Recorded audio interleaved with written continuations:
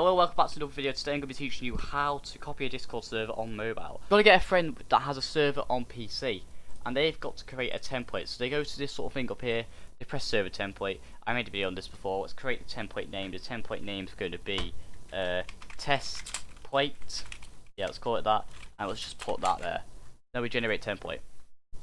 I copy that, and then I go to this sort of thing here. I press this. Done. We've made a template. Now, I go to my mobile device. This is, pretend that's your friend that has just sent you that, alright? So now, you press view template. And you really like it, so you go and do this. You name it to hi test time. You really like that. Then you choose a nice little profile picture for it, because you like profile pictures, I guess. I think this profile picture is going to work well.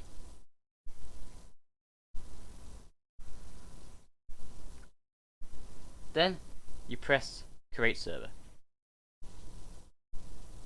After that, you can invite all your friends. So it's not very simple as normal, but thank you for watching today's video. Make sure to subscribe and like, and I'll see you next time. Goodbye.